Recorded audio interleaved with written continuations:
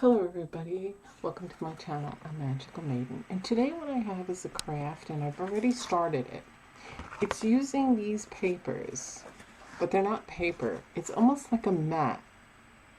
And I got these at Hobby Lobby and you can hand wash these. Now this one is more felt, but these are like a mat. See the back of it? Okay. So what I first did, and you're going to need for this, are these sheets, scissors, a Sharpie, and a template of some type to trace. And you can get it at Hobby Lobby, and I got these colors and they have many more. Okay, so today what I'm going to be doing is using these shapes that I cut out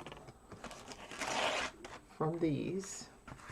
Now, you can do this two different ways. You can cut out another one of each of these shapes, and then you can put them back to back and then glue them with E6000 glue. Don't use hot glue because it may disintegrate the backing and also be lumpy, and then it won't give you time to move things around.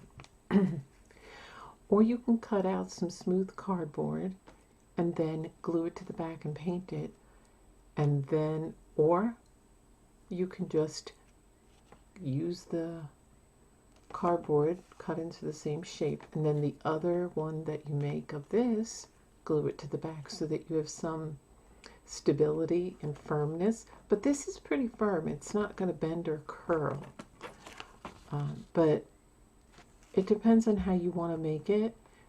For today's purposes, for time's sake, I'm just doing these two. No one's going to see the back. It's just for me. But if you're going to make them to sell or to give as a gift, or if you just want that more professional, polished look, you want to do something with the backing, because you're not going to want to leave it like this. So I would cut out some cardboard to firm it. But you don't have to. You could always just paint the back if you're not really concerned about the stability of making it really firm. You can even get cardstock and a circle. I just used my bottom of my cup and I traced it. And you're going to want to trace it on the back with a Sharpie. And you're going to want to, excuse my fan, it just kicked in.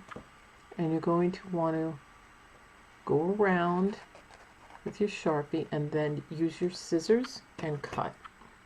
Alright, so once you got this, you're going to decide whether you want to put a backing on it or whatever. So you would probably take this and cut out another shape like this and another shape like this and either glue it so it's back to back, you know, like I said, or have cardboard in the middle and then put the other shape on the other side. Just use some E6000 glue, some toothpicks. Don't put too much because you're going to flatten and you're going to want to make a seam, okay? But this is what I'm going to do. And I might paint the back later. So now you can see this a little bit clearer, okay? So what I'm going to do is, I have to get this over my choker, but you can use a chain. I decided to use this choker. These are cheap, but if you want to get a little more fancy and use a chain, you can. Then you can use something to slide for the center. I'm just going to use these, and they will stay in place because I'm going to make 2 holes in the end and another hole in the center, and then one in the center of the round one, and then attach it with jump rings. So I'm going to go and show you how to make the holes. Okay, so I'm going to want to make the hole, and to poke it, what I'm going to do is I want to see where I want my hole first. So I'm going to position this. I don't want it at the very end, so I'm probably going to do it like about here. And I don't want it too high up.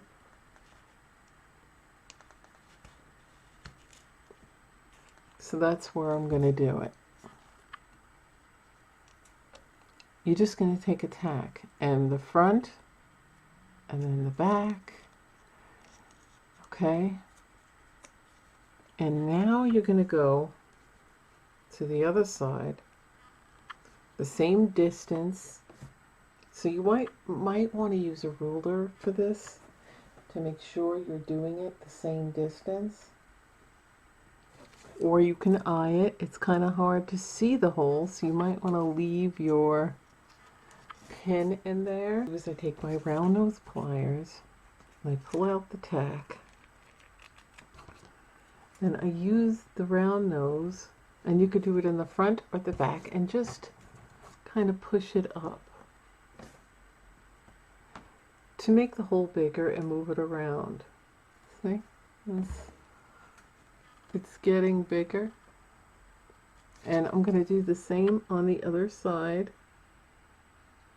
We're going to attach them. Now these have little hooks to them, okay?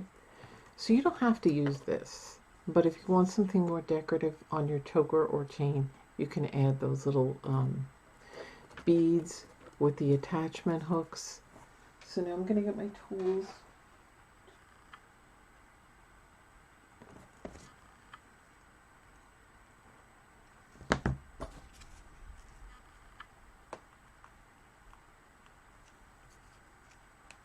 Okay, so now if you want this to hang down a little more, use a bigger jump ring. I didn't use the center, but later I might. I already made the hole.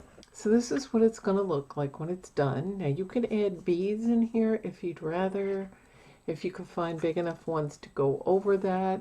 Again, if you're using a chain, you can do that. So I apologize for my fan. So I'm going to try it on and show you what it looks like. Hi everybody, so here I have it. I'm going to try it on for you.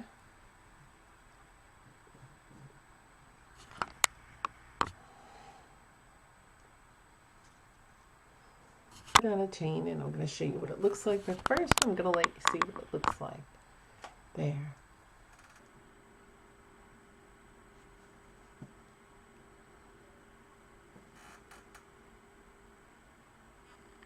You have the ones that I used, and they're decorative. You have the ones with little hooks. They have bigger ones, they have smaller ones.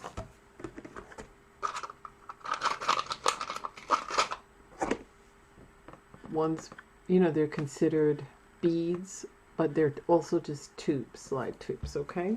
So you can use any one you want. And this is the one I used. And they're curved, so they will line up. Sits better than with the choker. The choker was a little tight. This is typically a choker is 16 inches around. When you close it, it goes up a little, but this is a chain. Really use anything you want. I wanted to use this. You can use a choker, a chain, basically a little longer if you'd like it hanging down just a little longer, but I don't want it like to fall into my cleavage, so you kind of want it probably between 17 and 18 inches or 17 and a half inches long. And I really like this. It sits a little bit longer than the choker did, and I prefer this. It's a fun, affordable, easy craft to do as long as you're good with the scissors and tracing or free-forming it and have some supplies like these material.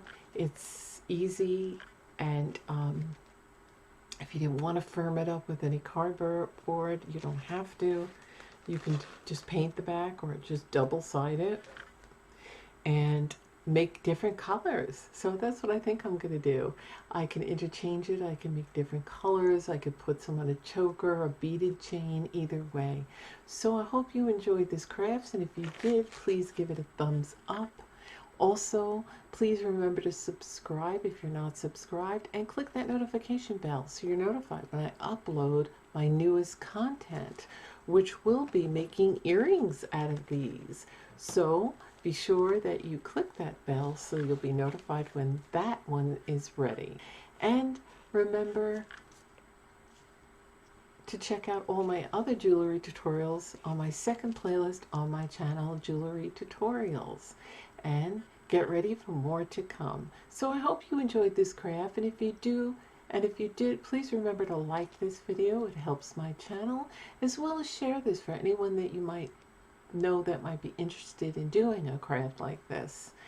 And comment if you have any questions or if you just want to say hello. So thanks for watching. I'll see you in my videos. Bye.